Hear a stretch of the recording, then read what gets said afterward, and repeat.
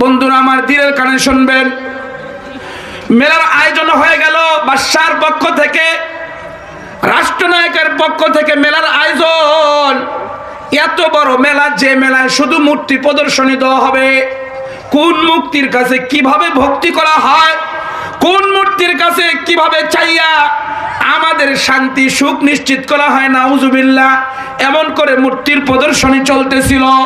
যুবকদের ভিতরে ভিতরে সাড়া দিয়েছিল, আজকে আমরা কোনো না কোনো ভাবেই হইলে মূর্তির অবমাননা করব, আমার ভিতরে যে তৌহিদ আছে এটা স্বীকার করব, আমার ভিতরে যে ঈমান আছে এটা প্রকাশ করব, আমার ভিতরে মালিকের দরবারে সবচেয়ে বড় চাওয়া পাওয়া একমাত্র মালিক হলো আল্লাহ, একমাত্র আমাদের খালেক হলো আল্লাহ।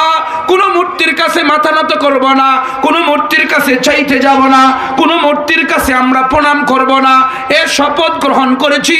আজকে মেলায় যাব তো মেলাকে এড়ায়া চলবো, সরকারকে এড়ায়া চলবো। যদি গ্রেফতার হয় লা ফরওয়া, যদি ফাঁসি দেয় কোনো ফরওয়া নাই।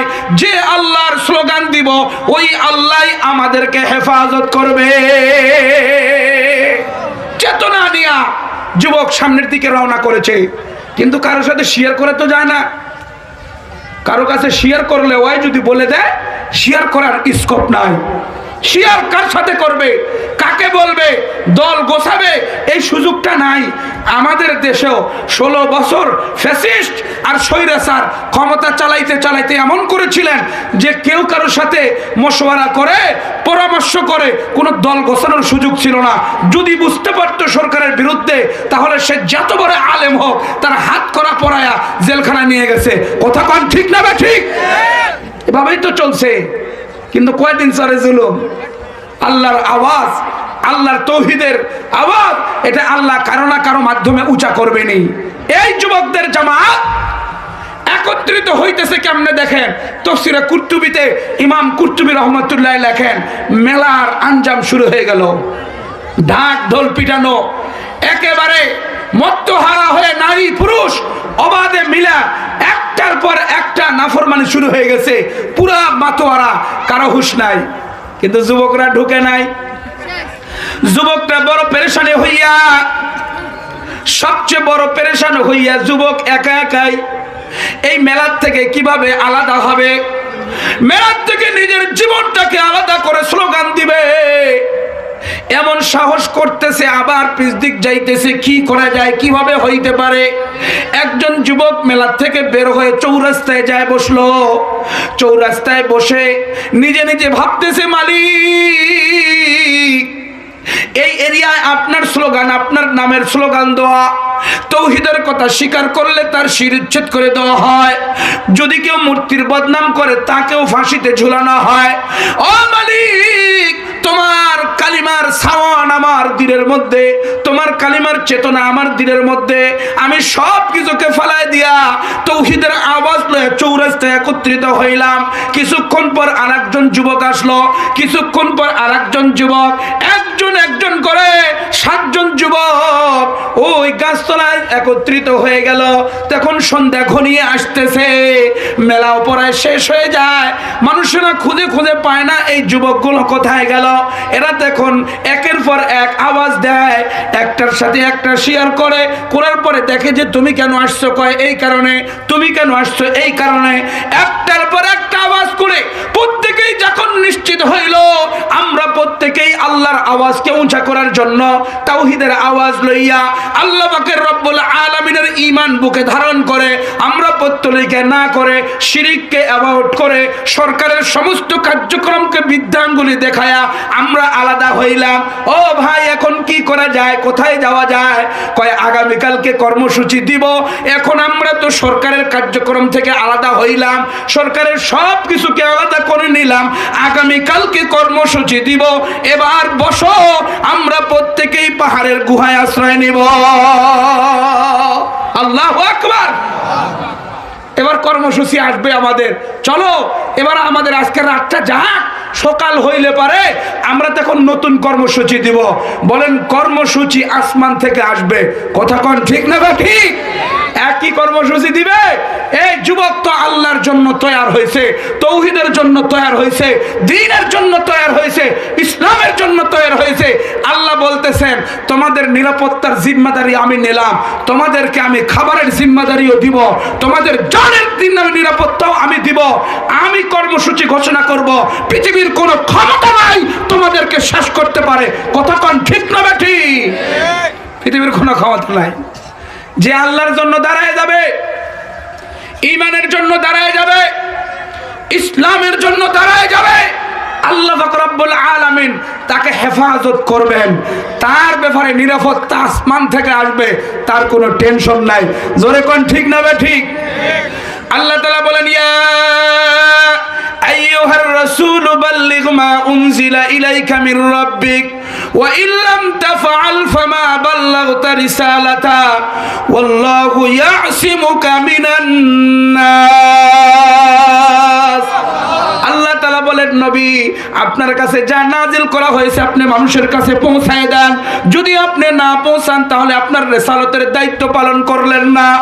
আর আমি আল্লাহ সমস্ত মানুষের অনিষ্ট থেকে, মানুষের ষড়যন্ত্র থেকে, মানুষের সব ধরনের অহেতুক কারবার থেকে আমি আল্লাহই হেফাজত করব। আল্লাহ হেফাজত করবেন।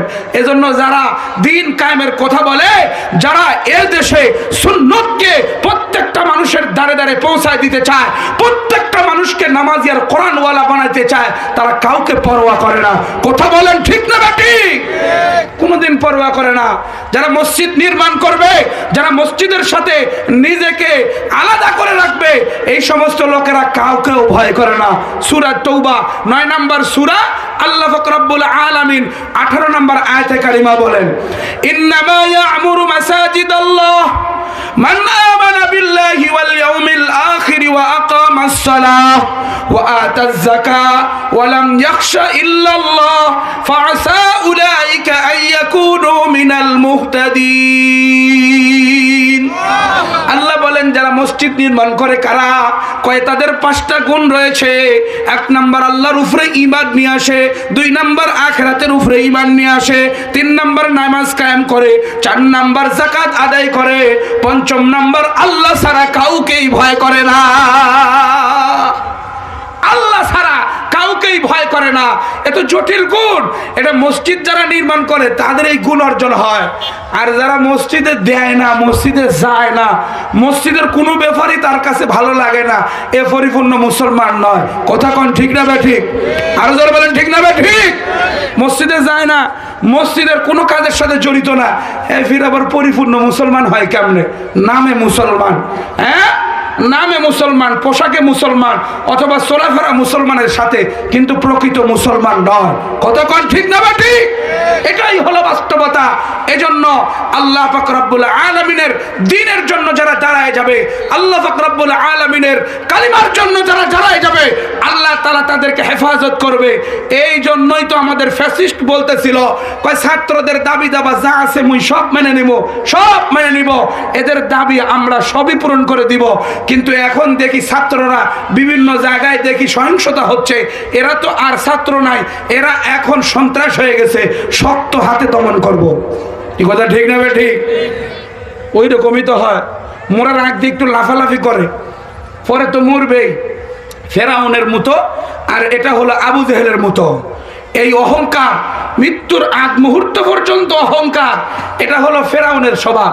ফেরাউনের ব্যাপারটা দেখেন, বুখারী শরীফে বর্ণনা এসেছে, 2 জন ছোট্ট ছোট্ট বালক, 2টা, মুআউযিজ আর মুআওয়াজ ইবনে আফরা। আফরার 2টা সন্তান। আফরা এক মহিলা, মহিলার নামে পরিচিত হয়েছিল, বাপটা জিহাদের ময়দানে শহীদ হয়ে গেছে, এই জন্য এই মহিলা অনেক টাকাওয়ালা ছিল। এই মহিলার নামেই তার 2 সন্তান পরিচিত, মুআওয়াজ আর মুআউযিজ ইবনে আফরা, আফরার সন্তান। এই 2 জন গেছে বদর যুদ্ধে। হযরত আব্দুর রহমান বিন আউফ বলতেছেন, কয় আমি যে যুদ্ধের পজিশনে দাঁড়াইছি, পজিশনটা ভালো না, মাটি ওখানে দুর্বল, পানি কাদা, আমার পা ডেবে যাওয়ার ভয় আছে। এমন একটা পজিশনে দাঁড়াইছি, ডান দিকে তাকায় দেখি 6 বছরের এক বাচ্চা, বাম দিকে তাকায় দেখি একটা 7 বছরের বাচ্চা। আমার তো আরো ভয় লাগলো। সাইড সুইট ভালো লোক লাগলে খেলতে ভালো হয়। কথা ঠিক না ঠিক? সাইডে যদি ভালো লোক থাকে সক্রিয় শক্তিশালী লোক থাকে, তাহলে আমার সামনে খেলা যে উন্নত হবে এটা ভালো বোঝা যায়। ডান দিকে তাকায় দেখে 6 বছরের বাচ্চা, বাম দিকে 7 বছরের বাচ্চা, আবার জায়গাটাও সুন্দর না, পা টেপে যাবে বালু, তাহলে যুদ্ধ কেমনে হবে? একজন ছোট বাচ্চা ডাক দিয়ে বলে কানে কানে, ইয়া আম্মি আরিনি আবা জাহলিন, ও চাচা আবু জেহেল কোনটা আমার একটু দেখায় দেন। বডি ঘুরায়া আব্দুর রহমান বিন আউফ বলেন, তাকায় দেখলাম ছোট্ট বালক। আমি বললাম তুই আবু জেহেল দিয়ে কি করবি? কয়েকটু দেখান না। কথা বললাম না, কিছুক্ষণ চুপ করে থাকলাম, চিন্তা করতেছি এরা আবু জেহেলরে দেখতে আসছে, আবু জেহেলরে দেখবে মনে হয় চলে যাবে। কেন? এটা কাফেরদের বড় লিডার, এটা সমস্ত মুসলমানের জানি দুশমন, কোরআনের জানি দুশমন, নামাজওয়ালার জানি দুশমন। সন্তানের ভিতরতেই প্রভাব পড়ে। এই সন্তান দেখতে আসছে, বাম দিকের সন্তানও আমার কানে কানে বলে, ইয়া আম্মি আরিনি আবা জাহলিন, আমাকে দেখায় দাও চাচা আবু জেহেল কোনটা। এক পর্যায়ে আমি চিন্তা করলাম দেখায় দিই। বাচ্চাদের সব তারা দেখে মনে চলে যাবে। দুইজনের হাতে খেজুরের একটা করে ঠাল আছে, আর কিছুই নাই। আমি যখন ইশারা করলাম, ওই যে কাফেরের ওই যে বড় এরিয়া, সামনে বিরাট বড় ঘোড়া, মাথা অনেক বড় উঁচু, মুকুট পরা, ওই ব্যক্তিটা হলো আবু জেহেল। শুধু দেখা দিতে দেরি, বাজ পাখির মতো ছুটতে দেরি হয় নাই। আল্লাহু আকবার! দৌড়ায় ছুটলো। আমি তখন কি করব? আমিও পিছে পিছে ছুটলাম। তাকায় দেখতেছি দৌড়ায় যাইয়া এমন করে খেজুর গাছের ঠাল তো বাঁকা করা, ওটা দিয়া পুরা গোড়ার সাথে লাগা আবু জেহেল রে গোড়ার থেকে নামায় ফেলছে। দুই ভাই মিলে পিঠা আদা মোড়া করে ফেলেছে। হযরতে আব্দুল্লাহ ইবনে মাসউদ রাদিয়াল্লাহু তাআলা আনহু গেছেন, যাইয়া গুগের উপরে উঠে কল্লা কাটার চিন্তা ভাবনা করতেছেন, কল্লা কাটবেন। আবু জেহেল ওই সময় কয়, তুই কেনা রে? কয়, আমি আব্দুল্লাহ ইবনে মাসউদ। কয়, গোলামের ফুত গোলাম আসছে আমার কল্লা কাটতে, ভালো একজন কেউ আসলো না।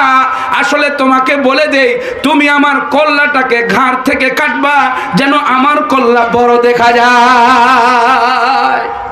চলে যাইতেছে, অহংকার কমে নাই। আবু জেহেলের সিস্টেম, অহংকার কমে নাই। এ মারাই যাইতেছে, বুকের উপরে উঠে গেছে আব্দুল্লাহ ইবনে মাসউদ। এইদিকে তো 6 বছর আর 7 বছরের বাচ্চা ফিরে আদামারা করে লাইছে, মুহূর্তের মধ্যে শেষ হয়ে যাবে, আর তো বাঁচার সুযোগ নাই। বলতেছে একটু বড় করে কল্লাটা কাটো, দেখলে যেন বোঝা যায় আবু জেহেল।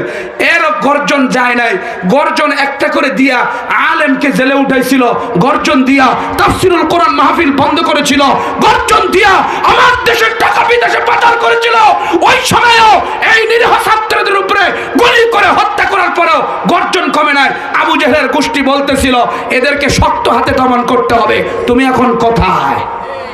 কথা বলে না, কথা বলে না। তুমি এখন কোথায়? তোমার কবর বাংলার মাটিতে হবে না। জোরে কোন, জোরে কোন। তোমার কবর বাংলার মাটিতে হবে না। হাজার হাজার নিরীহ আলেমকে অহেতুক জেলে ভরে রেখেছিলাম, কোনো কারণ ছিল না। হাজার হাজার তাহাজ্জুদ যারা আলেম, যাদের দিনে এক খতম করে কোরআনে কারিমের তেলাওয়াত হইতো, এইরকম আলেমরা হাতের মধ্যে বেরি লাগায়া জেলখানায় ভরছিলা। কথা একটাই, দিন কায়েমের কথা বলতো। কথা বলেন ঠিক না ঠিক? আমরা এই সমস্ত শয়তান কুলঙ্গারকে চিনে রেখেছি, এদের জানাজা বাংলার জমিনে হবে না। কথা বলেন ঠিক না ঠিক? আল্লাহ পাক রব্বুল আলামিন আসহাবে কাহাবে যুবকদের জামাত, সবচেয়ে বড় দামি জামাত। নবীজি পৃথিবীতে আসার 6000 বছর আগের ঘটনা। আমার নবীজিকে আল্লাহ তাআলা কোরআনে কারীম দিয়ে জানায় দিলেন, ও নবী 6000 বছর আগের ঘটনা আমি আপনাকে বর্ণনা করো সত্যভাবে। আমার বর্ণনার মধ্যে কোনো মিথ্যার মিশ্রণ পর্যন্ত থাকতে পারে না। আমি জিবরাইল আমিনকে দিয়া আপনার কাছে আমি হক ভাবে বর্ণনা করব, সত্যভাবে বর্ণনা করব। ও নবী, এই যুবকের জামাত যখন চৌরাস্তার গাছের তলায় যায় দাঁড়াইলো, আগামীকালকে আমরা কর্মসূচি দিব, এই পত্তলিকাকে মানি না, মূর্তিকে মানি না, মূর্তির রাষ্ট্রের কৌকে আমরা মানি না, আমরা এক আল্লাহকে মানি, আর কোনো পত্তলিকা এরিয়ায় থাকবে না। 7 জন যখন আওয়াজ দিয়েছে, স্লোগান দিয়েছে, এক পর্যায়ে তারা বলল আমরা ঘুমাই, তারপরে দেখব দেশের পরিস্থিতি কি হয়, আগামীকালকে কর্মসূচি দিব। আল্লাহ বলেন তোমাদের নিরাপত্তা আমি দিলাম। পাহাড়ের গুহায় যা ঘুমাইছে, আল্লাহ 309 বছর পর তাদেরকে উঠাইছে। জোরে কন মারহাবা, আরো জোরে। 309 বছর ঘুম, কি ঘুম না? আমরা মনে করেন রাত্রে ঘুমাইলাম আর পরের দিন রাত্রে যদি কেউ উঠে তোই তো আশ্চর্য, ডাক্তার 10-12 জন উপস্থিত হয়ে যাবে বাড়িতে, কিরে ফির দিনেও উঠিল না, আবার রাত পর্যন্ত ঘুমাছে। কি কথা ঠিক না বে ঠিক? এই যে পরিস্থিতি, আল্লাহ পাক রব্বুল আলামিন দেখলেন যে আমার নামে স্লোগান দিছে, আমার নামের আওয়াজ দিছে, নিরাপত্তা তো আমি দিব, নিরাপত্তা আমার কাছে সব পাওয়ার, কর্মসূচি আমি সামনে দিব। এই পৃথিবীতে কোনো শিরিক থাকবে না, কোনো মূর্তি পূজা থাকবে না, কোনো অন্যের বান্দা থাকবে না, একমাত্র সবাই হবে আল্লাহর বান্দা। কথা কোন ঠিক না বে ঠিক? ইসলাম ছাড়া আর কিছুই থাকবে না, এটা থাকতে পারে না, চলতেই পারে না, এক মুহূর্তের জন্য এটা টিকবে না। এজন্য আজ বাংলাদেশ যুবক মুসলমানদের দখলে, এক পর্যায়ে ফ্যাসিস্টের সমস্ত দোসর পর্যন্ত পালাইতে বাধ্য হবে।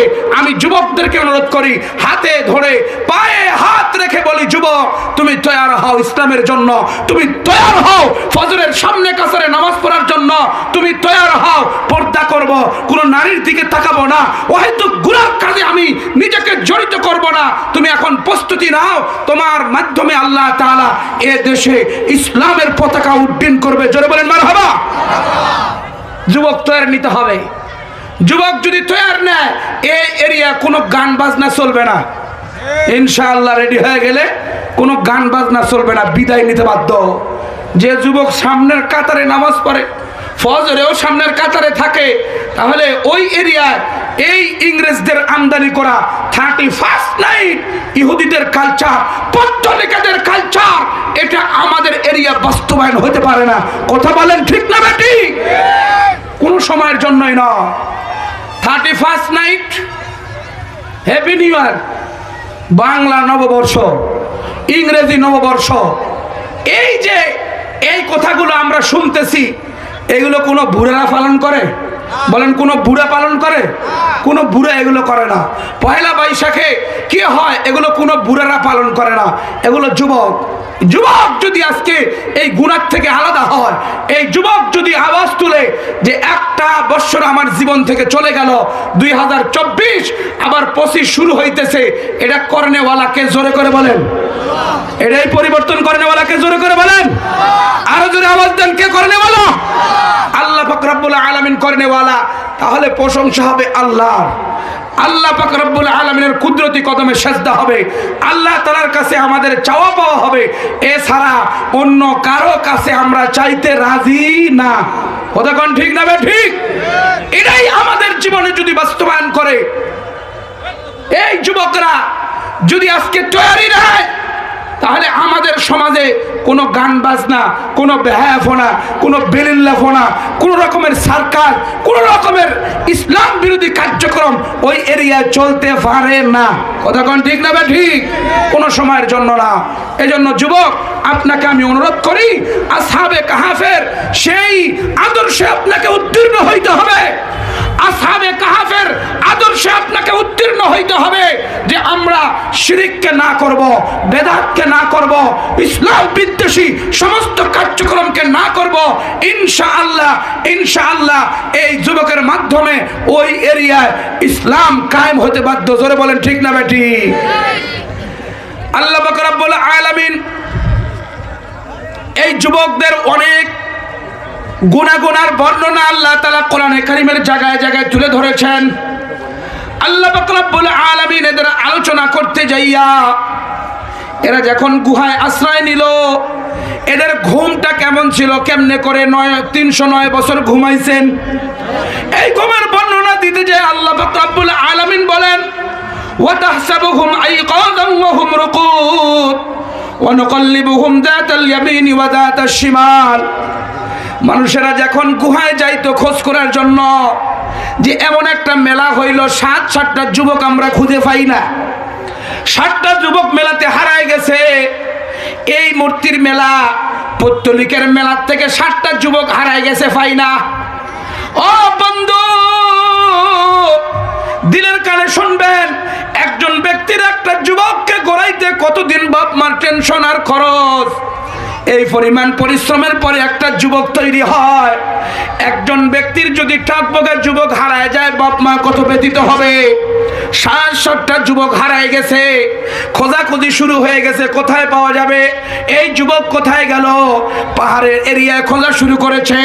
পাহাড়ের এরিয়ায় যখন গেছে, পাহাড়ের গুহার মধ্যে গেছে, তাকায় দেখে যে কিছু লোক ওখানে শুয়ে আছে, কিন্তু তাকায় তাকায় আছে। আল্লাহ তাআলা এমন করে ঘুম দিয়েছিলেন, তারা যখন ঘুমায় আছে কিন্তু চোখ বন্ধ করে নাই, চোখ বড় বড়। তোরে কোন সুবহানাল্লাহ, চোখ বড় বড় করে ঘুমাইতেছে, চোখ তাকায় আছে। আমরা চোখ তাকাইতে ঘুমাই না, চোখ বন্ধ করে, চোখ বন্ধ করে ঘুমাই। আল্লাহ তাআলা বলেন, ওয়া তাহসাবুহুম আইকাযা ওয়া হুম রুকুদ, যারা দেখতে যাবে মনে করবে জাগ্রত, কিন্তু অথচ ঘুমান্ত। এমন ঘুম। আল্লাহ বলেন, ওয়া নুকাল্লিবুহুম যাতাল ইয়ামিনি ওয়া যাতাশ শিমাল, কিছুক্ষণ ডান কাতে ঘুরাই, কিছুক্ষণ বাম কাতে ঘুরাই। যেমন করে মানুষ ঘুরাইতে, ঘুমের মধ্যে মানুষ ঘুমের বিপরীত হইয়া ডান কাত হয়, বাম কাত হয়, এমন করে তাদেরকেও আমি পাশ উল্টায় দেই। এক পর্যায়ে এই ঘুম দীর্ঘ সময় পর্যন্ত চলল। আল্লাহ বলেন, ওয়া কালবুহুম বাসিতুন দিরাইহি বিল ওয়াসিদ, তার ঘরের ওই গুহার মুখের সামনে একটা কুকুরকে আমি বসায় রাখলাম। যখন মানুষরা আসছে দেখার জন্য, দেখে যে একটা কুকুরও বসে পাহারা দিচ্ছে। ওই সময়কার নিয়ম ছিল বন্ধু, মানুষ যখন বড় লোক হইতো, টাকাওয়ালা হইতো, পাওয়ারওয়ালা হইতো, তাদের সামনে কুকুর থাকতো। তো এই গুহায় যেহেতু বসে বসে গল্প করতেছে, না শুনে শুনে বিশ্রাম নিচ্ছে, বোঝা যায় সাধারণ কোনো লোক নয়। কেন? তাদের বাড়ির সামনে রয়েছে কুকুর। ঘুরে চলে গেছে, কিছু বলে না, ঘুরে চলে গেছে। দেখতেছে এরা ঘুমায় রয়েছে, আর কুকুর দেখে সামনে পাহারা দেয়। তো এই লোকগুলো তো প্রভাবশালী লোক, বাদশা হবে, না হয় মন্ত্রী টন্ত্রী হবে। তো আমরা এই জায়গায় যাইয়া আবার কে কি যে কয়, ঘুরে চলে আসি, কিছু বলার ক্ষমতা রাখে না। আল্লাহ পাক রব্বুল আলামিন বলেন, লাওয়ালিত্তাবা'তা আলাইহিম লাওয়াল্লাইতা মিনহুম ফিরারা ওয়া লামুলিতা মিনহুম রু'বা। কেউ যদি উকি মেরে গুহার মধ্যে দেখে, আতঙ্ক আর ত্রাস তৈরি হয়ে যায়। উকি মারছে, কয়জন ঘুমাইছে, কে কে ঘুমাইছে একটু দেখি না। উকি মেরে যদি দেখতে চায়, আল্লাহ তাআলা ভিতরে আতঙ্ক আর ত্রাস তৈরি করে দেয়। তখন তারা ভাগতে ভাগতে এরিয়া ত্যাগ করে চলে যায়। সুবহানাল্লাহ। মুফাসসিরিনে কেরাম তাফসীরের কিতাবে লিখেছে, যে কোনো যুবক ইসলামের চেতনা লইয়া, ইমানের চেতনা লইয়া, তৌহিদের চেতনা লইয়া সামনের দিকে যখন আগাবে, আল্লাহ তাআলা ওই যুবকের নামের মধ্যে, কথার মধ্যে, চেহারার মধ্যে আতঙ্ক দিয়ে দিবে। বাতিল শক্তি আসলে কথা বলার ক্ষমতা রাখে না, বাতিল আসলে তার সাথে টকরাও করার ক্ষমতা রাখে না।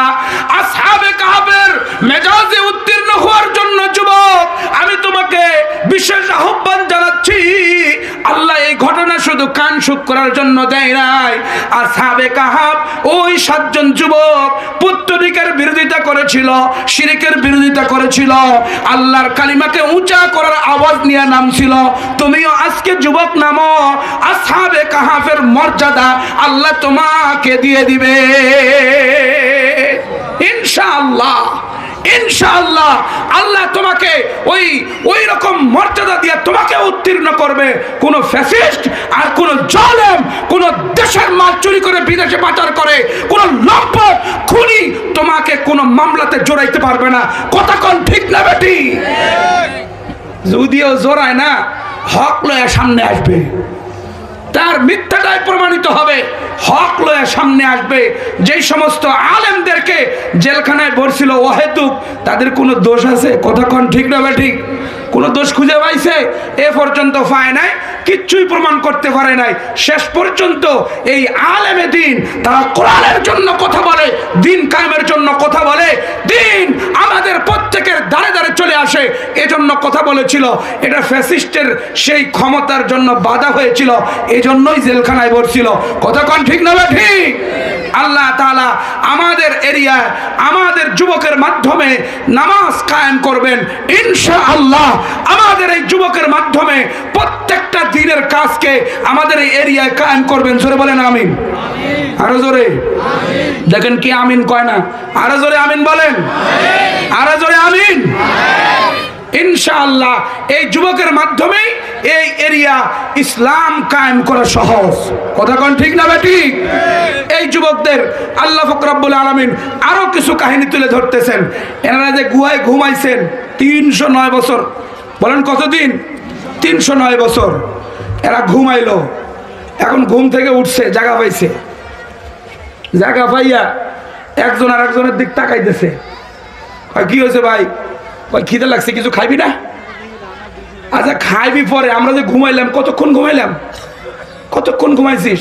আল্লাহ তাআলা বলেন وَكَذَلِكَ بَعَثْنَاهُمْ لِيَتَسَاءَلُوا بَيْنَهُمْ قَالَ قَائِلٌ مِّنْهُمْ كَمْ لَبِثْتُمْ قَالُوا لَبِثْنَا يَوْمًا أَوْ بَعْضَ يَوْمٍ। কতদিন পর্যন্ত আমরা ঘুমাইলাম বলো? বলে এই তো গতকালকে ঘুমাইলাম, আজকে উঠলাম। কয় না, তা হইতে পারে না।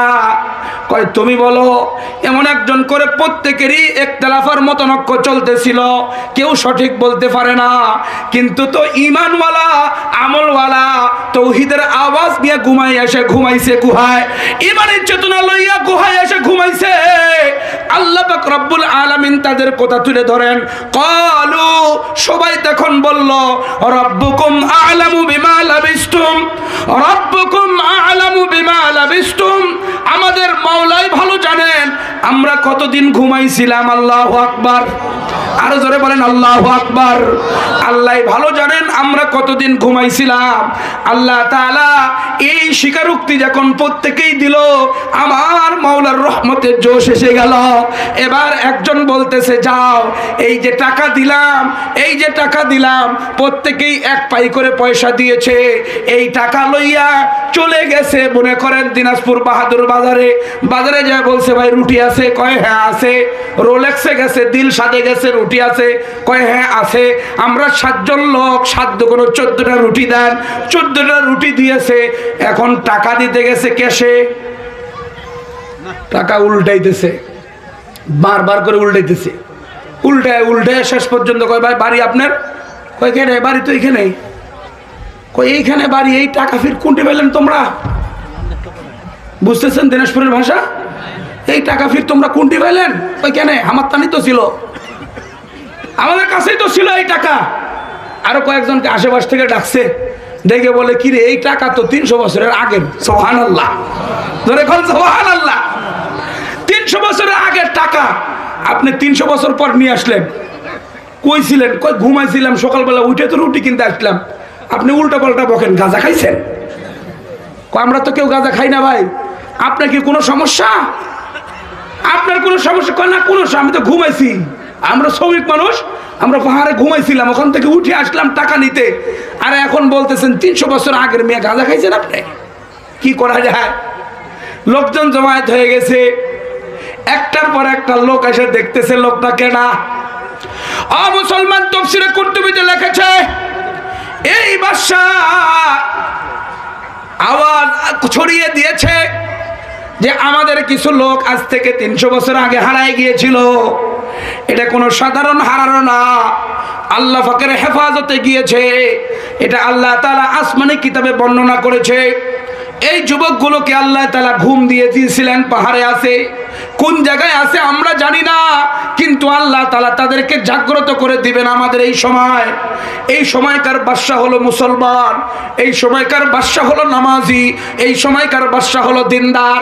এই বাদশার সময় তাকে বের করে দিবে, আর এদেরকে আমরা খুঁজে বের করব। বাদশার বিশেষ বাহিনী খুঁজতেছে। এক পর্যায়ে এই দোকানদারও জানে এমন কিছু লোক আছে, তারা গুহার থেকে জাগ্রত হইয়া রুটি নিতে আসবে। যে গোয়েন্দা সংস্থার বর্ণনা, ওই বর্ণনা মোতাবেক বুঝতে পারছে যে হ্যাঁ, গোয়েন্দা যেভাবে বলছে ওই রকম লোকই তো পাওয়া গেছে। বলছে যে আমরা ঘুমাইছিলাম আর উঠে আসলাম, কিন্তু দেখি 300 বছর আগের লোক। তাকে ধরছে, ধরে বলছে আপনার ওইখানে আর কয়জন আছে? আরো 6 জন আছে, আমরা 7 জন। 7 জনকে ওখান থেকে নিয়ে আসছে। কুকুরটাকেও নিয়ে আসছে, বাদশার দরবারে উপস্থিত করছে যে আপনারা যে ঘুমাইছিলেন, কবে ঘুমাইছিলেন? কয় কালকেই তো ঘুমাইছিলেন। সুবহানাল্লাহ। বাদশা হিসাব করে দেখে এ পর্যন্ত 6 জন বাদশা মরে কবরে চলে গেছে, এটা 7 নাম্বার বাদশা। এই বাদশা মুসলমান। আর এই সমস্ত যুবকের কাহিনী আল্লাহ পাক রব্বুল আলামিন কোরআনে A to Z তুলে ধরেছেন। বলেন আল্লাহু আকবার। আল্লাহ পাক রব্বুল আলামিনের একটাই তুলে ধরার পিছনে কারণ যে তৌহিদ, ইসলাম, ঈমান। তৌহিদ, ইসলাম, ঈমান লয়া এখনো যে সমস্ত যুবক জাগরণ তৈরি করবে, বিপ্লব তৈরি করবে, ওদেরকে হেফাজত করবেন কে? জোরে করে বলেন, আরো জোরে বলেন কে? আল্লাহ তাআলা ওদেরকে হেফাজত করবেন। যদি তাদেরকে 309 বছর ঘুম দিতে হয়, আল্লাহ ঘুম দিয়েও নিরাপত্তা দিবেন। যদি পাহাড়ের কোণে রাখতে হয়, তারপরেও আল্লাহ ওদেরকে নিরাপত্তা দিবেন। এটাই হলো বাস্তবতা। আমি যুবককে আবার উজ্জীবিত হওয়ার জন্য বিশেষ অনুরোধ করতেছি, তুমি ইসলামের ঝান্ডা লয়া, ঈমানের ঝান্ডা লয়া, নামাজের ঝান্ডা লয়া সামনের দিকে আগাও যুবক, তোমাকে কেউ ঠেকাবার নাই। কথা কোন ঠিক না বেঠি? এই যুবক সামনে আগাইলে নিঃসন্দেহে সমাজে, এলাকায় দ্বীন কায়েম করতে বাধ্য হবে। জোরে বলেন আল্লাহু আকবার। আল্লাহ তাআলা বলেন ফাবাআসু আহাদাকুম বিওয়ারিকুম হাযিহি ইলাল মাদিনাহ, তোমাদের মধ্যে একজন লোক এই টাকা নাও, নিয়ে বাহাদুর বাজার যাইবা। তখনকার যে বাজার ছিল সেই বাজারে ফাটাইলো। ফালয়ানজুর আইয়ুহা আজকা তুআমান, যায় দেখবা কোন খানাটা সবচেয়ে পবিত্র। পবিত্র খানা ছাড়া অপবিত্র খানা গ্রহণ করবা না। মুফাসসিরিনে কেরাম তাফসীরের কিতাবে লিখেছে, খানা পবিত্র হওয়ার কথা কেন বলল? ঘুমাইছে 309 বছর পর্যন্ত, কিন্তু এখনো হালাল খানার ব্যাপারে কথা খেয়াল আছে। ও বন্ধু, হাতে পা রেখে অনুরোধ করে বলি, আপনি হারাম খাবেন না, আপনার কখনো ইসলামী চেতনা থাকবে না। আপনি সুদী কারবারের সাথে জড়িত হবেন না, আপনি নেতা হওয়ার যোগ্যতা রাখেন না। আপনি মানুষের মাল চুরি করলে, মানুষের অর্থ সম্পদ আত্মসাৎ করলে, এ কোনো সময় নেতা হওয়ার যোগ্যতা রাখে না। কথা ঠিক না বেঠিক? ভাই কথা বলেন, ঠিক না বেঠিক? এ যোগ্যতা রাখে না, কোনো দিন সম্ভব না। আবু জেহেল্লা, ওই হলো আবু জেহেল্লা, যে এতিমের মাল চুরি করে, মানুষ জনগণের টাকা আত্মসাৎ করে, দেশের টাকা বিদেশে পাচার করে, এ আবু জেহেল্লার বংশধর। কথা কোন ঠিক না বেঠিক? সূরা আরাইতাল্লাযী, সূরা মাউন যেটাকে আমরা বলি, এই সূরা মাউন নাজিল হওয়া বিশেষ শানে নজুল তাফসীরে জালালাইনের মধ্যে এসেছে। এক ব্যক্তির মারা যাওয়ার পরে 2টা ছোট ছোট বাচ্চা ছুঁয়ে গেছে। একটা 1 বছর, একটা 3 বছর বাচ্চা। এই বাচ্চারা যে ছুঁয়ে গেছে, এই বাচ্চা তার সম্পদও আছে, বড় বড় কাঁচা টাকা প্যাকেট, বড় বড় প্যাকেটের মধ্যে আছে। এই 2 প্যাকেটের টাকার জিম্মাদারি নিয়েছে আবু জেহেল। সন্তান দুটো যখন বড় হয়ে গেছে, এখন তাদেরকে দিয়ে দিতে হবে। এই টাকা আর দেয় না। আবু জেহেলের ব্যাপারই তো তাই, আবু জেহেলের স্বভাবই তো তাই, গরিবের টাকা এতিমের টাকা মাইরে খাবে, এটাই হলো কাম। আমাদের দেশও এইরকম নেতা আছে না নাই? জোরে বলেন আছে না নাই? আরো জোরে বলেন আছে না নাই? এরা গরিবের টাকা মাইরে খায়, বিভিন্ন জায়গা থেকে অবৈধভাবে চাঁদাবাজি করে। আমরা চাঁদাবাজদেরকে আমার বাংলাদেশে নেতাগিরি করার সুযোগ দেব না। জোরে কোন ঠিক না ঠিক? কোন চাঁদাবাজকে এদেশের রাজনীতি করার ক্ষমতা দিব না। কথা কোন ঠিক না ঠিক? এই আবু জেহেল্লা টাকা ছুঁয়ে দিছে। এক পর্যায়ে 2 এতিম, বন্ধু দিনের কানে শুনবেন, এই 2 এতিম যখন শুনছে মুহাম্মদ বিন আব্দুল্লাহ নামে একজন নেতা আছে, সাধারণ নেতা নয়, সবচেয়ে বড় দামি নেতা, যার কাছে টাকার কথা বললে, যার কাছে অভাবের কথা বললে, যার কাছে আত্মসমর্পণ করার কথা বললে পরে সব সময় শেল্টার দেওয়ার জন্য তৈয়ার। আমরা যেহেতু এতিম, আমাদের টাকা আছে আবু জেহেলের কাছে, এটা উদ্ধার করার কোনো লোক পাইতেছি না। 2 জন সন্তান যায় বলল, ও আব্দুল্লাহ, ও আব্দুল্লাহর ছেলে মোহাম্মদ, আমাদের 2 জনের টাকা আবু জেহেলের কাছে আছে, আমরা কোনোভাবেই আবু জাহেলের থেকে টাংরা সংগ্রহ করতে পারি না। ও ভাই, আপনার হাতে পরি, পায়ে পরি, আমরা এতিম, আমাদের এই কাজ করে দিবেন। নবীজি দুইজনকে দুই বগলের নিচে নিয়া ঘাড়ের মধ্যে হাত দিয়া সুন্দর করে আদর যত্ন করে বলে, চলো আবু জাহেলের কাছে চলো, অবশ্যই তোমাদের টাকা আমি উদ্ধার করে দিব। জোরে বলেন আল্লাহু আকবার। নবীজি রওনা করছে। আবু জেহেল মসজিদে কাবা, যেটাকে হেরাম বলে, ওই হেরামের কাবা চত্বরে বসা, সেলা সামুন্ডা আশপাশে আছে অনেক, সে ওখানে বসা, বসে বসে ভাব নিতেছে। এক পর্যায়ে নবীজি যাচ্ছে দুই এতিমকে নিয়ে, পাশের একজন বলল, বস ওই যে মোহাম্মদ বিন আব্দুল্লাহ আইতেছে, আপনি খালি একটু সিগন্যাল দিলেই আমরা যেহেতু অনেক কয়জন, আর ওই বেটা দেখছি একা, মার দিব, এই সময় মার দেওয়ার একটা সুযোগ। অতই সোজা এই কথা, কোন অতই সোজা। নবীকে হেফাজত করে, শেল্টার দেয় আল্লাহ। এ মার দিতে মন চাইলে মার দেওয়া যায়, অতই সোজা। আবু জেহেলের ছেলেরা বলল, বস খালি একটু ইশারা দিবেন, আসলে পারে একদম তাবা করে দিব, এটাই সোজা, ওর সাথে তো আর কেউ নাই, তার কার্যক্রম এমন ভাবে চলতেছে আমরা কেউ টিকতেই পারতেছি না। ঠিক আছে, দিব সিগন্যাল। নবীজি আসলেন, দুই এতিমকে দাঁড় করায় বললেন, ও চাচা, এই দুই এতিমকে চিনেন? ক হ্যাঁ চিনি। কয় এদের টাকা আপনার কাছে আছে? ক আছে। টাকা দুইজনার দিয়ে দেন। টাকা সিন্ধুক খুলে বের করে তাড়াতাড়ি করে পৌঁছায় দিল, কিন্তু আবু জেহেল কিছুই বলতে পারে না। এক পর্যায়ে নবীজি দুই এতিমকে লয়ে চলে গেলেন গন্তব্যস্থলে। যারা পাতি নেতা ছিল আওয়াজ দিয়ে বলতেছে, বস আপনার নেতাগিরির মাঝে আমরা আর নাই। কয় কে? পিছনে পিছনে ফটর ফটর করেন, যখন সামনে আসছিল কোনো কথা বলার সাহস রাখেন না, বহুত তো লাফালাফি চিল্লাফাল্লা করেন, কিন্তু যখন মোহাম্মদ বিন আব্দুল্লাহ আসলো আপনি দেখি কিছুই করতে পারেন না, আপনার ভুয়া নেতাগিরি আমরা মানি না। আবু জেহেল ডাক দিয়ে বলে, দোস্ত শুনো, যখন মোহাম্মদ বিন আব্দুল্লাহ আসতেছিল তখন তার কাঁধের উপরে দেখলাম ৬-৭টা তীর, এমন করে তীর তাক লেগে আছে, আমি কিছু বলতে গেলেই যেন আমার দিকে ছুটবে, কিছু বলতে গেলে আমার দিকে ছুটবে। আমি ভয়ে কিছুই বলি নাই। এ যাবৎ পর্যন্ত আমার শরীরে হাত দিয়ে দেখ, আমার শরীর এখনো কাঁপতেছে। আল্লাহ পাক রব্বুল আলামিন এই ঘটনাকে কেন্দ্র করে সূরা মাউন নাজিল করে নবীজিকে বলেন, আরাইতাল্লাযী ইউকাযযিবু বিদ্দীন ফাযালিকাল্লাযী ইয়াদউল ইয়াতীম। ও নবী, আপনি কি দেখছেন ওই সমস্ত লোকদেরকে যারা আখিরাতকে অস্বীকার করে, এতিমদেরকে ধাক্কা দিয়ে বের করে দেয়, এতিমের মাল লুণ্ঠন করে খায়? এরা হলো আবু জেহেল। আর আমার এই জমিনে যারা এতিমের মাল খাবে, গরিবের মাল খাবে, দেশের টাকা বিদেশে পাচার করবে, জমি ঠেলাঠেলি করে জবরদখল করে নিয়ে নেয়, বিল্ডিং জবরদখল করে নিয়ে নেয়, এরা প্রত্যেকেই আবু জেহেলের বংশধর। কথা কোন ঠিক না বেটি? যে বাড়ি ভাঙ্গিয়া শহরের এমপির তাবা করে দিছে না 5 তারিখের আগে, এখন শুনি ওটা বলে হের জায়গাই না।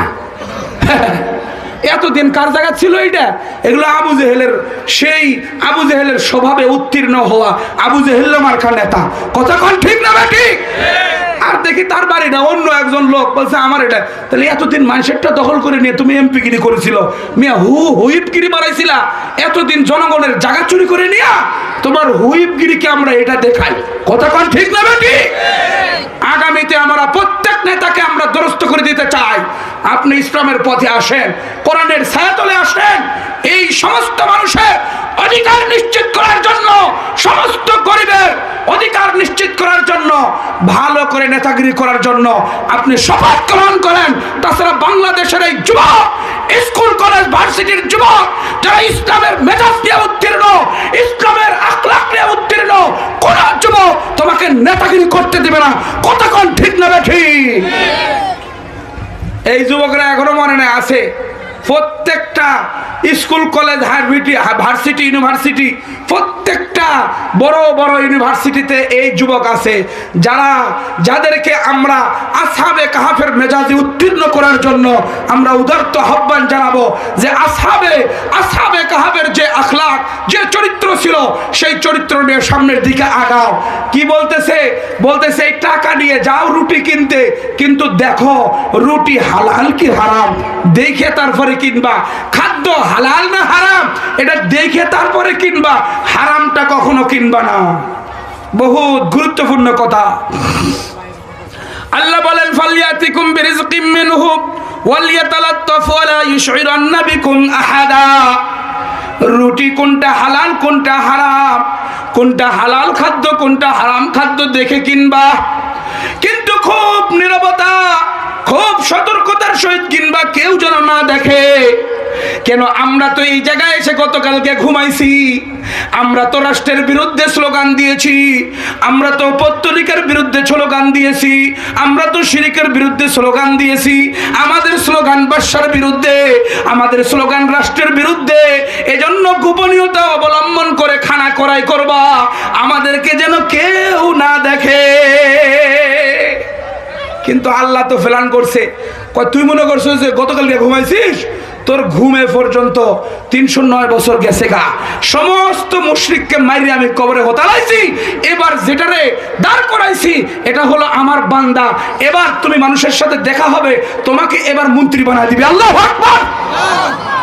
এবার তোমারে মন্ত্রী বানাই দিবে, আর টেনশন নাই। যুবকরা যখন লাঠি সোটা নিয়ে বের হয়েছে, আর যুবকদের আন্দোলনে ফ্যাসিস্ট ফেরাউনের গোষ্ঠী ভারত পালায় গেছে, এবার ওই কয়েকজন আলেমকে সেনাবাহিনী দাঁড় করায়া জাতির সামনে ওপেন করেছে, এরাই সামনের ভবিষ্যৎ নেতা। কথা বলেন ঠিক না বেটি? সেনাবাহিনী দাঁড় করায় না, আগে না জেলখানায় শিকল পড়াইছিল, এখন একটা একটা করে এদেরকে দাঁড় করাইছে। এরাই এখন কি হবে? সামনের এই রাষ্ট্রের নায়ক হবে। আমাদের দোয়া এবং চেতনা এবং চেষ্টা প্রচেষ্টা অব্যাহত রাখতে হবে। এই বাংলার জমিনে কোনো ভারতের ষড়যন্ত্র, কোনো ফ্যাসিস্টের ষড়যন্ত্র আর হতে দেওয়া যাবে না, যাবে না, যাবে না। জোরে বলেন, আরো জোরে বলেন। আওয়াজ কম কেন? ফ্যাসিস্টের কোনো দোষর আছে নাকি? নারায়ে তাকবীর, নারায়ে তাকবীর, নারায়ে তাকবীর। আল্লাহু আকবার। ঘুমাইতেছে তো। দিন ইসলাম, দিন ইসলাম, দিন ইসলাম, দিন ইসলাম। নারায়ে তাকবীর। বন্ধুগণ, কষ্ট হচ্ছে? সামনে বলবো। আল্লাহ পাক রব্বুল আলামিন বলেন, ইন্নাহুম ইয়াযহারু আলাইকুম ইয়ারজুমুকুম আও ইউঈদুকুম ফি মিল্লাতিহিম ওয়া লান তুফলিহু ইদান আবাদা। আল্লাহ পাক রব্বুল আলামিন এই জাতির কথা এমন করে আল্লাহ তাআলা তুলে ধরেছেন। কোরআনে কারীমের এই ওয়াজটা যদি যুবকরা শুনে, আসহাবে কাহফের পুরো বর্ণনা, আমি মনে করতেছি যে এই যুবকদেরকে আসহাবে কাহফের একটা বিশদ সিলেবাস তৈরি করে এদেরকে পড়ানোর দরকার। সিলেবাস তৈরি করে ভার্সিটি কলেজ প্রত্যেকটা ছাত্রদেরকে পড়ানোর দরকার যে যুবক, তুমি তো কোনো দিক দিয়ে কম নয়, তুমি কোনো দিক দিয়ে পিছে সরে আসার মতো নয়। তোমার মর্যাদা, তোমার পাওয়ার আল্লাহ পাক রব্বুল আলামিন আসহাবে কাহফের ওই মান সম্মান পর্যন্ত তোমাকে পৌঁছায় দিবে। শর্ত হলো তাদের আখলাক, তাদের চরিত্র, তাদের গুণাবলী তোমাকে অর্জন করতে হবে।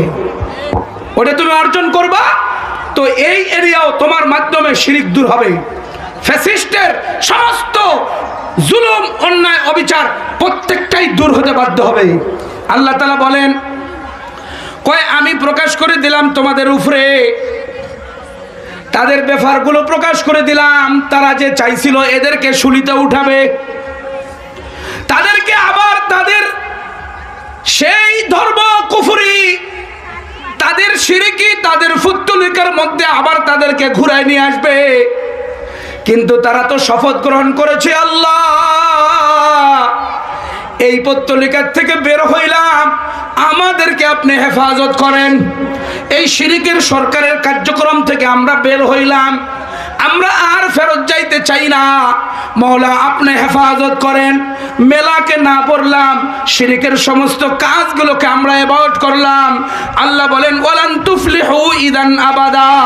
যদি তারা তাদের আবার পূর্বের কর্মে ফিরে যাইতো, আবার তাদের শিরকি কারবার শুরু করলো, তাহলে কোনোদিন সফল কাম হইতো না।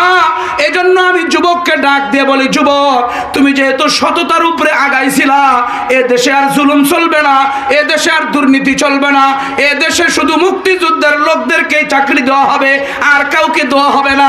এই যে চেতনা নিয়ে নামছিলা, যুবক তুমি চেতনার উপরে থাকো, আবার শপথ গ্রহণ করো, ইসলামের বাহিরে দুর্নীতি হইলে ওই জায়গায় আমরা নাই, ইসলামের বাহিরে হইলে আমরা নাই, ইনসাফে আমরা আছি, একমাত্র হকের উপরে আছি। যদি এটার উপরেই থাকো, তোমাদের সফলতা দিবে আল্লাহ। ঠিক না বে ঠিক? সফলতা আল্লাহ দিবে। আর যদি তোমরা আগের মতো আবার ঘুরে যাও, কেউ কিছু বলছে এজন্য আবার ঘুরে গেছে, কেউ কিছু বলছে এজন্য সে ঘুরে গেছে, ঘুরে যাইয়া আগের মতো মিলে গেছে, টাকা খাইছে, অথবা কেউ কোনো অফার দিছে, কেউ কোনো কিছু বলছে, যেভাবে হোক। আমাদের এরিয়ায় তো মূলা ঝুলাইলেই মুহূর্তের মধ্যে পোল্ট্রি খায় যায়। কতক্ষণ ঠিক না বে ঠিক? এটা হইতে পারে না। মা বোনদের জন্য কিছু বলার জন্য বলতে বলেছে, 10টা পর্যন্ত টাইম। আমরা মা বোনের জন্য কিছু বলি, আপনারা শুনতে রাজি আছেন? মা বোন তো গুরুত্বপূর্ণ একটা ব্যাপার, তারা যদি ঠিক হয়ে যায় পরিবার পুরোটাই তো ঠিক হয়ে যায়। মা বোনের ব্যাপারগুলো, হ্যাঁ এটা শেষ করতেছি, এটা তো শেষ করার মতো, এটা আরো কত কথা। মা বোনরা সবচেয়ে গুরুত্বপূর্ণ এই জায়গায়। যদি এলাকায় মা বোনেরা নামাজি না হয়, মা বোনেরা যদি ইসলামের জন্য নিবেদিত প্রাণ না হয়, তাহলে ওই এরিয়ায় যুবক ঠিক হবে না, কোনো সময় নয়। এ মেয়েরা তার দেহ দেখা ঘুরতেছে, যুবক কি পর্দা লাগাবে চোখে? চোখে পর্দা লাগাবে? এটা কখনো সম্ভব নয়। আপনি শুটকি রেখে দিবেন বাহিরে, আর বিড়াল রেখবেন, বিড়াল তুই খাইস না, এটা কি এত সহজ? আপনার শুটকি আপনি হেফাজত করেন, বিড়াল কখনো খাবে না। কথা ঠিক না? ঠিক। এজন্য মা বোনদের ব্যাপারে বিভিন্ন জায়গায় বলি, যেহেতু আমার দুর্বলতা যুবকদেরকে নিয়ে, যখন যুব সমাজের উদ্যোগে আমি পলিটেকনিক্যালের খতিব, এই যুবকদেরকে নিয়ে আমি প্রচুর মেহনত করি। আজকে জুমার নামাজে পলিটেকনিক্যালের সমস্ত ছাত্রদেরকে ওয়াদা করাইছি যে 31st নাইট এই কলেজের কোনো এরিয়ায় বাস্তবায়ন হবে না। এটা ইংরেজ থেকে আমদানি, কোনো মুসলমান এটা বাস্তবায়ন করবে না, শপথ গ্রহণ করতে হবে। যদি এটাই করে তাহলে আজকে মুসলমান কামিয়াব। ঠিক না? ঠিক। মুসলমান এটা গ্রহণ না করে, মুসলমান সারা রাত্রের অফার, প্রত্যেক রাত্রের অফার দিয়েছে আল্লাহ তাআলা, সেটা না নিয়ে কি করে? 0 আওয়ার, 0 আওয়ার, ঘন্টার মধ্যে 2টা 0, মিনিটের মধ্যে 2টা 0, সেকেন্ডের মধ্যে 2টা 0। যখন ডিজিটাল ঘড়ি 6টা 0 হয়েছে, এই 0 আওয়ারে তখন তারা হুররে বলে, ফটকা ফুটে, বাজি ফুটে, আর খিচুড়ি বিতরণ করে, আর 25 সালকে আগতম জানাইলো। কথা কন, এটা ইহুদিদের কালচার কিনা? কোনো মুসলমান এরকম করতে পারে না। এজন্য মা বোনদের জন্য আমার সবচেয়ে সহজ কথা যেটা, আর সংক্ষিপ্ত কথা এটাই থাকবে, আমাদের সমাজের মেয়েরা যদি ঠিক হয়ে যায়, মহিলা যদি ঠিক হয়ে যায়, ওই সমাজের যুবকরা ইসলাম প্রিয় হতে বাধ্য। কথা কোন ঠিক না? ঠিক। মেয়েরা বোরকা ছাড়া বাইর হয় না, পর্দা ছাড়া বাইর হয় না। তখন এই দেখবে আমার তো বিয়ে করার দরকার, এবার সে মুসল্লি সাজবে। কি কথা ঠিক না? ঠিক। মুসল্লি সাজবে। পর্দা, পর্দা 4 প্রকার, পর্দা 4 প্রকার। পর্দা কিরকম পর্দা? ওই যে আমাদের জানালার পর্দা চায় না, হ্যাঁ, বিভিন্ন রকমের দামি দামি পর্দা আসছে এখন, পাতলা, আপনি ভিতর থেকে সব দেখতে পাবেন, খালি ওই দিক থেকে কিছু দেখতে পারবে না। এই পর্দা বলতে এই পর্দা, হ্যাঁ এই পর্দা, নাকি ওই যে শর্ট ফিল্মের পর্দা? কোনটা পর্দা? কোনটা ভাই? শর্ট ফিল্মের পর্দা কিনা? যে পর্দায় নাচানাচি ঝাঁকাঝাঁকি হয় ওই পর্দা? কি বলেন, কোন পর্দা? ওই পর্দা। আর একটা আছে ভিতরের পর্দা। আরে ভণ্ড ফিরেরা বলে, কি বলে? ওই মনের পর্দা, বড় পর্দা, বাইরের পর্দা উঠাও রে, আছে না নাই? বাইরের পর্দা উঠালাম, এইরকমও পর্দা আছে। এই 3টা পর্দায় বাতিল, তিনটা পর্দার সাথে ইসলামের কোনো সম্পর্ক নাই। যে পর্দার মাধ্যমে মুসলমানের নারীরা সতীত্ব সংরক্ষণ করে, নিজের সতীত্বকে হেফাজত করে, যেটা কোরআন হাদিসে বর্ণনা রয়েছে। সূরা আহজাবের 31-32 নম্বর আয়াতে কারিমা আল্লাহ স্পষ্ট বলেছেন, সেই পর্দা হলো ফরজ, নামাজের মতো, যাকাতের মতো, হজের মতো, রোজার মতো ফরজ। যদি কেউ এটাকে অস্বীকার করে সে কাফের। জোরে কোন ঠিক না বেটি? প্রত্যেকটা শরীয়তের বিধানের ব্যাপারে তিনটা স্তর রয়েছে। করে মানে করে, আরেকটা হলো মানে করে না, আরেকটা হলো মানেও না, করেও না, অস্বীকার করে। এই তিন স্তর প্রত্যেকটা শরীয়তের বিধানের মধ্যে আছে। যারা মানে করে মুসলমান, মানে করে না এ হলো ফাসিক, যে মানেও না করেও না সে হলো কাফের। কথা কোন ঠিক না বেটি? আমাদের সমাজে ভাই মানে এরকম সংখ্যা খুব কম, মানে করে না এই ফাসিকের বহুত সংখ্যা। ফাসিকের সংখ্যার শেষ নাই। আমাদের সমাজে বহুত লোক নামাজ পড়ে, হজ করে আসছে, যাকাতও ঠিকঠাক দেয়, কিন্তু পর্দা করে না। এই কথা ঠিক না বেঠিক? পর্দা করে না, পর্দা করে না। পর্দা এটা কবিরা গুনাহ না করা। এটার কারণে আপনাকে জাহান্নামে নিজে তো জ্বলতেই হবে। আপনার স্বামীরও নিয়ে যাবেন, আপনার ছেলেকেও নিয়ে যাবেন, আপনার বাপেরও নিয়ে যাবেন, আপনার বড় ভাইকেও নিয়ে যাবেন, এমনি ভাবে আপনার দাদাকেও নিয়ে যাবেন। একটা নারী বেপরদা হলে 5টা পুরুষকে জাহান্নামে নেবে। বলেন নাউজুবিল্লাহ। সবচেয়ে বড় ভয়ানক ব্যাপার এই ভয়ানক ব্যাপার আমাদের সমাজে প্রত্যেকটা এরিয়া কিছুই মনে করা হয় না। আরেকটা ভয়ানক ব্যাপার গুনাহকে গুনে মনে না করা। এমনি তো গুনাহ, কেউ যদি গুনাহকে গুনাহ না মনে করে তাহলে সবচেয়ে ভয়ঙ্কর ব্যাপার এটা। এটার কারণে আপনার জিন্দেগি জাহান্নামে পরিণত হয়ে যাবে। কেন আপনি গুনাহকে গুনাহই মনে করলেন না? নাউজুবিল্লাহ। এটা সবচেয়ে বড় ভয়ঙ্কর। আর আমাদের সমাজে এটাই চলতেছে। কয় এটা আমার পুত্র হয়, আমার আত্মীয়, এটা আমার দেবর হয়, তার সাথে আমি ফিরিত করতেই পারি, গল্প করতেই পারি। নাউজুবিল্লাহ। নবীজি হাদিসে বলেছেন সবচেয়ে বড় একজন নারীর জন্য ভয়ঙ্কর হলো তার দেবর। এর কারণে আমল নষ্ট হয়ে যায়, পর্দা নষ্ট হয়ে গেল, মানে জেনা শুরু হইল। চোখের জেনা হলো দৃষ্টি দেওয়া, হাতের জেনা হলো স্পর্শ করা, পায়ের জেনা হলো হেঁটে হেঁটে যায় নারীর সাথে গল্প করা। একটার পর একটা যখন গুনার কার্যক্রম চালু হয়ে যায়, এরপরে আপনার লজ্জাস্থান এটাকে সাপোর্ট করে, অনেক সময় সাপোর্ট করে না। জেনা তো আগের থেকেই শুরু হয়ে যায়।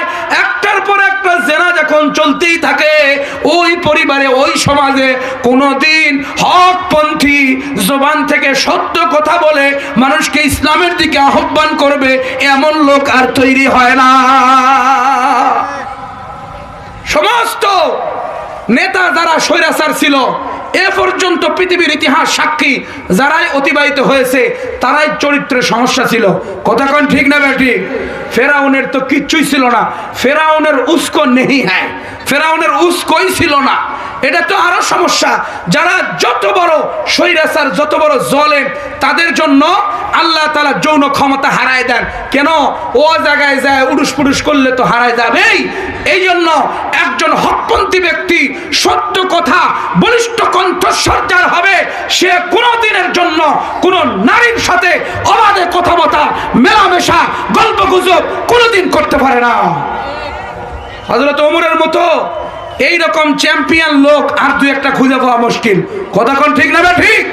নবীজির হাতে গড়া হযরত ওমর ইবনুল খাত্তাব রাদিয়াল্লাহু তাআলা, উনি অনেক কিছু চাইছেন, কোরআন অমন করে এসে গেছে। এই জন্য এটাকে বলা হয় মেজাজে ওহী। হযরত ওমরের নাম কি? মেজাজে ওহী। ওহীর মেজাজ, ওহীর যেরকম চাওয়া পাওয়া এইরকম ওনার মেজাজ ছিল। হযরত ওমর ইবনুল খাত্তাবের রায় মোতাবেক কোরআনে 23টা আয়াত নাজিল হয়েছে। উনি যা চাইছেন কোরআনও তাই চাইছে। আল্লাহু আকবার। তা হযরত ওমর ইবনুল খাত্তাব চাচ্ছিলেন যে এখন পর্দার আয়াত নাজিল হোক, আমার নবীর বিবির সাথে মানুষেরা এসে গল্প করে, কথা বলে, এটা আমি মেনে নিতে পারি না। নবী যেমন সম্মানিত, নবীর স্ত্রীও সম্মানিত। নবীর স্ত্রীদের সাথে সাধারণ লোকেরা এসে গল্প গুজব করবে, কথা বলবে, এটা হইতে পারে না।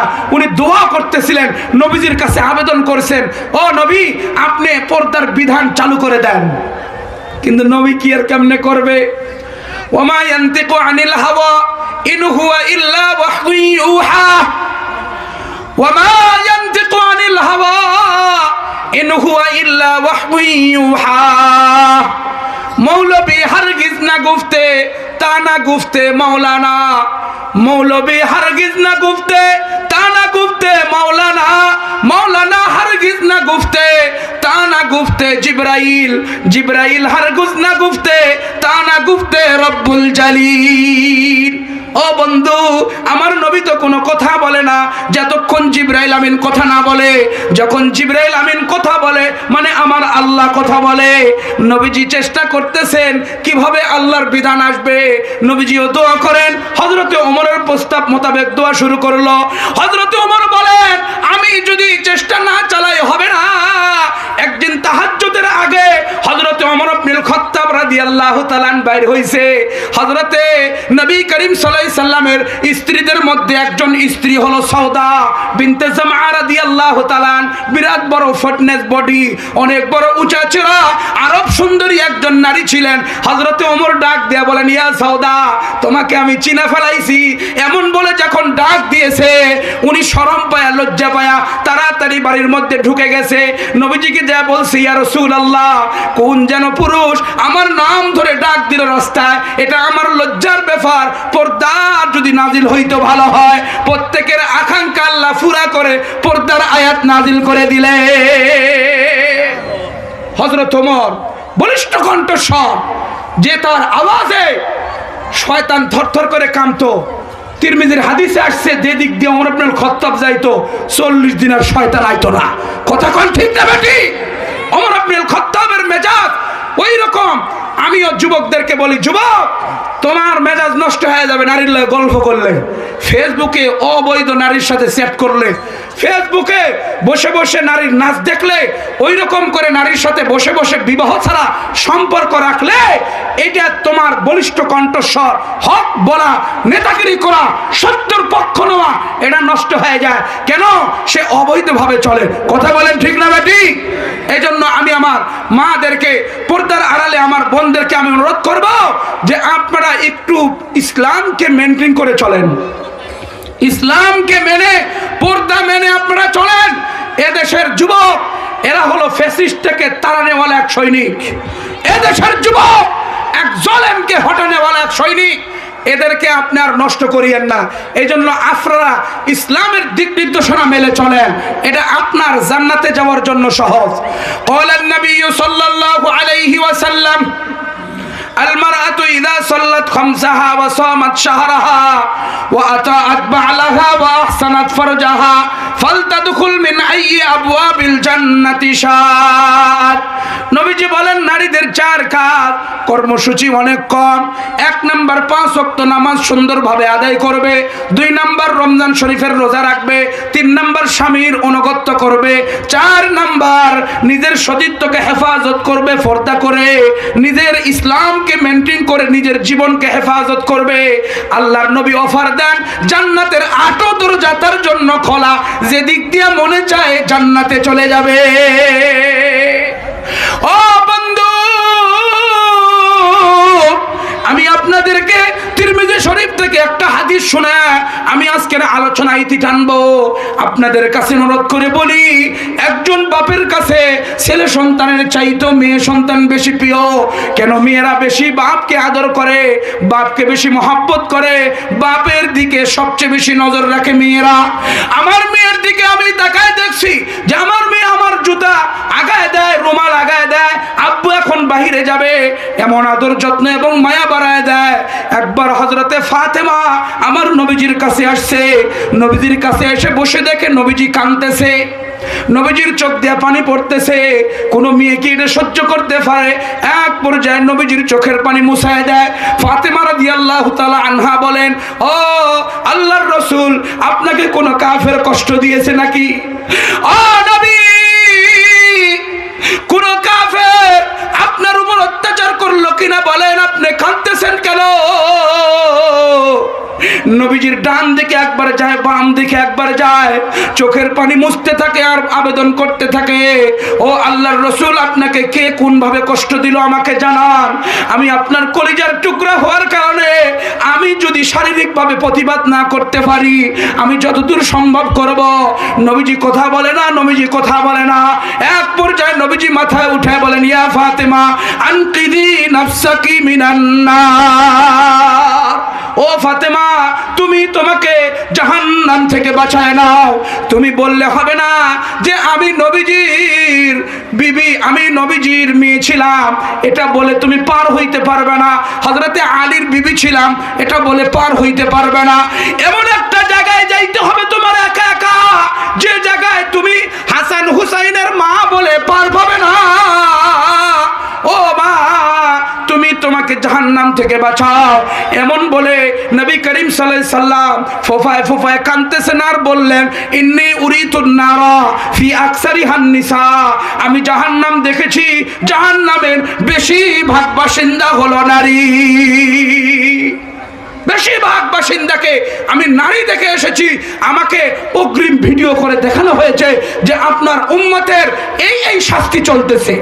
ও মা, আপনাদের কাছে হাতে ধরে পায়ে পড়ে অনুরোধ করে বলে যায় যে আপনারা বেপরদা হয়েন না। বেপরদার সবচেয়ে বড় গুনাহ আমার নবীজি দেখে আসছেন। হযরতে ফাতেমাকে বলেন, ও ফাতেমা, আমি দেখলাম তন্নুরের চুলা, যেখানে তন্দুর রুটি বানানো হয়, এই রকম চুলা, যেই জায়গায় ভিতরে অনেক বড় আগুন আর মুখটা হলো সংকীর্ণ, ওই জায়গায় একটা নারীকে বর্ষির মধ্যে ফুটাইয়া পুরা দেহটা বর্ষির মধ্যে ঝুলাইয়া তাকে আগুনের মধ্যে সেক দেওয়া হচ্ছে। আমি জিবরাইলকে ডাক দিয়ে বললাম, ভাই জিবরাইল, এমন করে আমার কোন উম্মতকে শাস্তি দেওয়া হয়? জিবরাইল বললেন, ও নবী, আপনার উম্মতের মধ্যে ওরা যারা নিজের দেহ প্রদর্শনী দিয়ে বেড়াইতো, পর্দা করতো না, জেনা ব্যভিচারে লিপ্ত ছিল, কিয়ামত পর্যন্ত তাদের সাথে এমনই করা হবে। নাউজুবিল্লাহ। জোরে বলেন নাউজুবিল্লাহ। আরো জোরে বলেন নাউজুবিল্লাহ। এই চরিত্র কেন? তার স্বভাব বেপরদা। নারী সে বেপরদা হয় দেহ প্রদর্শনী করে চলছে, এই জন্যই তার জন্য এই শাস্তি কিয়ামত পর্যন্ত চলবে। ও ভাই, আপনাকে আমি অনুরোধ করে বলি যে আপনার মা বোনকে বুঝান, আপনার অধীনস্থ নারীদেরকে বুঝান, বেপরদা যেন না চলে, এটা বুঝান। আপনার সৌন্দর্য আপনার স্বামীর জন্য, এটা ইনট্যাক্ট থাকবে, এটা আর কাউকে দেখানোর জন্য না। কথা বলেন ঠিক না ঠিক? আফসোস, এত কিছু টাকা পয়সা খরচ করে সাজুগুজু করার জিনিস কিনায় দেয়, আর এগুলো সাজুগুজু করে অটোওয়ালা আর ভ্যানওয়ালা দেখায়। কথা কোন ঠিক না ঠিক? আর বিবি সে তার স্বামীর কাছে আসছে, পেঁয়াজের গন্ধ, কাঁচা মরিচের গন্ধ, সবজি কাটছে, এগুলোর গন্ধ নিয়ে আসে। এই কথা কোন ঠিক না ঠিক? এইটা হলো অবস্থা। তার স্বামীর সামনে সাজতে ভালো লাগে না, স্বামীর সামনে নিজেকে সুন্দর করে পেশ করতে ভালো লাগে না। ভালো লাগে অটোওয়ালাক দেখাইতে, সিএনজিওয়ালাক দেখাইতে, বাসওয়ালাক দেখাইতে। কথা কোন ঠিক না ঠিক? বাসের হেল্পার তো বড়ই ভাগ্যবান, অটোওয়ালাও ভাগ্যবান, হুদা মিশে এমনি এমনি সব সুন্দরী মাইয়াক দেখে লয়। কথা কোন ঠিক না ঠিক? আপনাদের কাছে আমার বিশেষ অনুরোধ থাকবে যে নারীদের কাজ কম, অল্প কাজ, অল্প ডিউটি, কিন্তু তাদের মর্যাদা আল্লাহর কাছে অনেক বেশি, অনেক মর্যাদা বেশি। তাদের শুধু সমান অধিকার নয়, আল্লাহ তাআলা কোরআন ও হাদিসে ইসলাম তাদেরকে অগ্রাধিকার দিয়েছে, তাদের সমান অধিকার না, অগ্রাধিকার। বলেন আল্লাহু আকবার। অগ্রাধিকার আল্লাহ তাআলা তাদেরকে দান করেছেন, তাদের বড় সম্মান দান করেছেন। ও যুবক, ওই সামনের কথা খেয়াল আছে কিনা আপনাদেরকে আবার বলি, আর মাত্র 2 মিনিট আছে, আমি শেষ করে দিব ভাইজান। হাদিসের তরজমা করেই শেষ করে দিব। আল্লাহ পাক রব্বুল আলামিন আসহাবে কাহাফের বর্ণনা তুলে ধরে আল্লাহ তাআলা কিয়ামত পর্যন্ত সমস্ত যুবককে সম্বোধন করতে চায়। ও যুবক, তুমি আমার তৌহিদের আওয়াজ নিয়া, ইমানের ঝান্ডা লইয়া, আমার কালিমার ঝান্ডা লইয়া, ইসলামকে নিজের জীবনে ফিট করার ঝান্ডা লইয়া সামনের দিকে আগাও। যেভাবে আমি আসহাবে কাহাফকে নিরাপত্তা নিরাপত্তা দিয়েছি, তোমাকেও নিরাপত্তা দিব। আমার নবীর মাধ্যমে ঘোষণা দিয়ে দিলাম, ক্বালান নাবিয়্যু সাল্লাল্লাহু আলাইহি ওয়াসাল্লাম সাবআতুন ইউযিল্লুহুমুল্লাহু ফি জিল্লিহি ইয়াওমা লা জিল্লা ইল্লা যুল্লু। নবীজি বলেন, হাসরের ময়দানে 7 শ্রেণীর লোককে আল্লাহ তাআলা হাসরের ময়দানে আরশের ছায়ার নিচে জায়গা দিবে। আল্লাহু আকবার। এত বিভীষিকা মাঠ, ও বন্ধু, এমন বিভীষিকা মাঠ, যেই মাঠের ভয়াবহতা, হাসরের মাঠের ভয়াবহতা আল্লাহ তাআলা কোরআনের জায়গায় জায়গায় বর্ণনা করেছেন। ইন্না জালজালাতাস সাআতি শাইউন আযীম ইয়াওমা তারাউনাহা তাযহালু কুল্লু মুরদিআতিন আম্মা আরদাআত ওয়া তাযউ কুল্লু যাতি হামলিন হামলাহা ওয়া তারান নাসা সুকারা ওয়া মা হুম বিসুকারা ওয়ালাকিন্না আযাবাল্লাহি শাদীদ। আল্লাহু আকবার। আল্লাহ তাআলা বলেন, কিয়ামতের ভূমিকম্প ভয়ঙ্কর। ওই দিনের সবচেয়ে বড় ভয়ঙ্কর বুঝাইতে যে আল্লাহ বলেন, একটা মা সন্তানকে কি পরিমাণ মহব্বত করে, তাকে দুধ না খাওয়াইলে অস্থিরতা হয়ে যায়। এই দুধ দেনেওয়ালা মা তার সন্তানের কথা ভুলে যাবে। পেটে বাচ্চা আছে এমন গর্ভধারিণী মা, তার গর্ভপাত হয়ে যাবে। ভয় আর আতঙ্কের কারণে এমন বিভীষিকা ময়দানে আমার মাওলা অফার দিয়েছেন, 7 শ্রেণীর লোককে আল্লাহর আরশের ছায়ার নিচে জায়গা দিবে। ও বন্ধু, তার মধ্যে দ্বিতীয় নাম্বার হইল ওই যুবক, তার যৌবনটাকে সে ইবাদতের মধ্যে কাটাইছে। যৌবন তার ইবাদতের মধ্যে কাটাইছে, ওই যুবককে আল্লাহ পাক রব্বুল আলামিন আরশের ছায়ায় জায়গা দিবেন। কথা ঠিক আছে তো? নারায়ে তাকবীর। নারায়ে তাকবীর।